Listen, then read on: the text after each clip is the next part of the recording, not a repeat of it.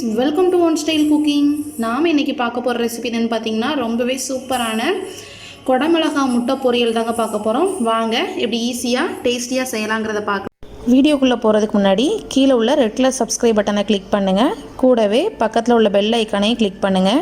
அப்போ தான் நான் போடுற வீடியோ எல்லாமே உடனுக்குடன் உங்களுக்கு தெரிய வரும். வாங்க இப்போ வீடியோக்குள்ளே போகலாம்.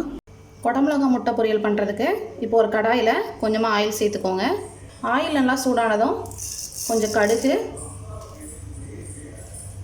கொஞ்சமாக கடலைப்பருப்பு சேர்த்துடலாம். இது கூட 2 வரமிளகாவை கிள்ளி சேர்த்துக்கலாம்.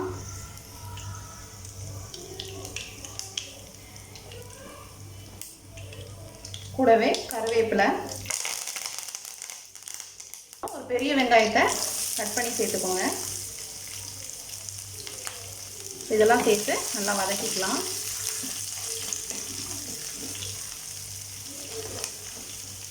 குடமிளகாய் பிடிக்காதவங்க கூட இந்த மாதிரி செஞ்சு கொடுத்தீங்கன்னா நல்லா சாப்பிடுவாங்க.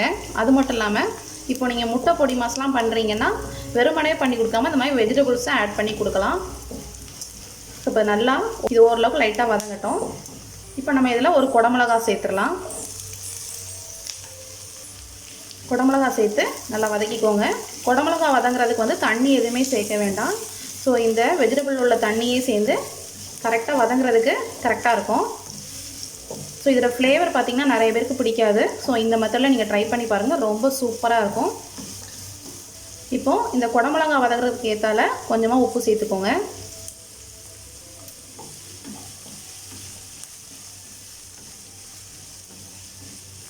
ஸோ இதை லைட்டாக கிளறி விட்டு நம்ம ஒரு 2 நிமிஷம் மூடி போட்டு குக் பண்ணலாம். ஸோ இந்த ஹீட்லேயே நல்லா குடமிளகாய் நல்லா குக் ஆயிரும். ஸோ 2 நிமிஷம் குக் பண்ணலாம். இப்போ ஓப்பன் பண்ணி பார்த்துடலாம். ஸோ பாருங்கள், நம்ம தண்ணி எதுவுமே சேர்க்கலை. இந்த ஆயிலே நல்லா அந்த குடமிளகாய் நல்லா வதங்கியிருக்கு.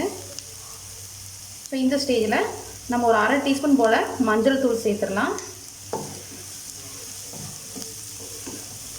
மஞ்சள் தூள் சேர்த்து லைட்டாக வதக்கிக்கோங்க. நார்மலாக நம்ம எப்பவும் போல் செய்கிற குடமிளகாய் பொரியல் நான் ஆல்ரெடி ரெசிபியில் போட்டிருக்கேன். ஸோ அதோட லிங்க் கீழே கொடுக்குறேன், அதையும் நீங்கள் செக் பண்ணி பார்த்துக்கோங்க. ஸோ அந்த மாதிரி பொரியல் கூட ரொம்ப ருசியாக இருக்கும். ஸோ இப்போ லைட்டாக மஞ்சள் தூளோட பச்சை வாசனை போனதுக்கப்புறம் நம்ம முட்டையை சேர்த்துடலாம். பாருங்கள், மஞ்சள் தூளோட ரா ஃப்ளேவர்லாம் போயிருக்கும். இந்த ஸ்டேஜில் 2 முட்டையை எடுத்து வச்சுருக்கேன், அதை சேர்த்துடலாம். கூடவே இந்த முட்டைக்கு தேவையான அளவு மட்டும் உப்பு சேர்த்துக்கோங்க. இது சேர்த்து நல்லா கிளறிடலாம். நல்லா உதிரியாக வரணும். ஸோ அது வரைக்கும் நல்லா மிக்ஸ் பண்ணிக்கோங்க.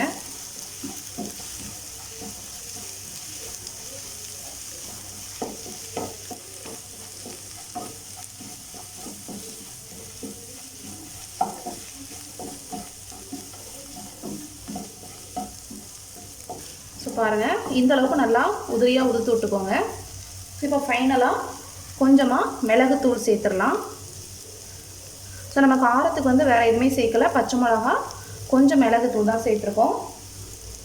ஸோ எக்கு எங்கெல்லாம் சேர்க்கமோ அங்கே மிளகுத்தூள் காம்பினேஷன் ரொம்ப நல்லாயிருக்கும். ஸோ கொஞ்சம் கிளறி விட்டு நம்ம இப்போ அடுப்பை ஆஃப் பண்ணிடலாம். ரொம்பவே கலர்ஃபுல்லாக இருக்குது பாருங்கள். பாருங்கள், ரொம்பவே சூப்பரான டேஸ்டான குடமிளகாய் முட்டை பொரியல் ரெடி ஆகிடுச்சு. ஸோ நீங்களும் உங்கள் வீட்டில் இந்த மெத்தடில் ட்ரை பண்ணி பாருங்கள்.